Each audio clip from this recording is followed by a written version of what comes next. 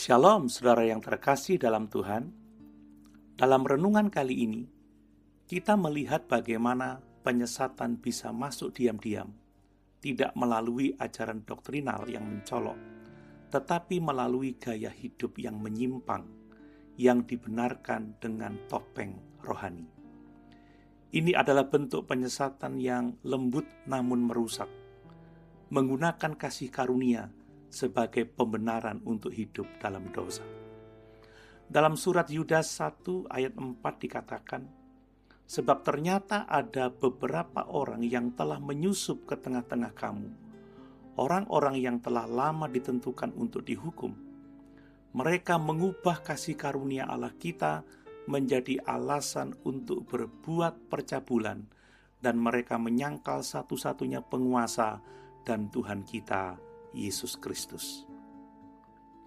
Surat Yudas memperingatkan tentang orang-orang yang menyusup ke tengah-tengah jemaat. Mereka mengaku percaya kepada Tuhan, tetapi hidup mereka tidak tunduk kepadanya.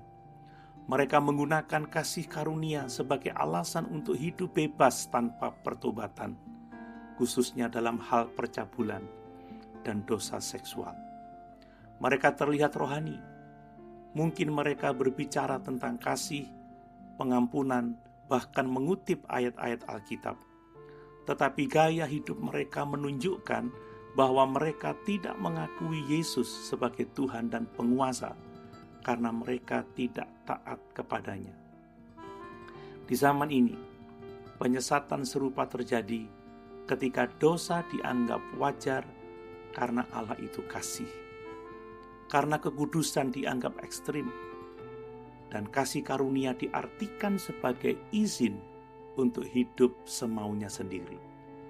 Kekristenan sejati tidak hanya mengaku percaya, tetapi juga hidup dalam pertobatan, taat kepada firman, dan menjauhi nafsu duniawi. Kasih karunia bukan alasan untuk bebas berbuat dosa, tetapi kuasa Allah untuk hidup benar di hadapannya. Saudara, apakah kita hidup dalam kasih karunia yang sejati, ataukah kita diam-diam membenarkan dosa dengan kalimat rohani? Apakah hidup kita mencerminkan Kristus, atau hanya memakai namanya, sementara hati kita jauh darinya? Mari kita jujur di hadapan Tuhan. Jangan tertipu oleh diri sendiri. Kekristenan sejati bukan hanya percaya dengan mulut, tetapi taat dengan hidup. Mari kita berdoa. Tuhan Yesus, ampunilah kami bila kami pernah menyalahgunakan kasih karunia-Mu. Tolong kami agar tidak hidup dalam kepalsuan rohani, tetapi hidup dalam kebenaran, kesucian, dan ketaatan.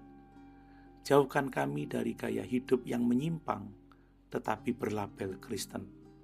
Bentuklah kami menjadi anak-anak terang yang menyenangkan hati-Mu. Dalam nama Tuhan Yesus kami berdoa. Amin.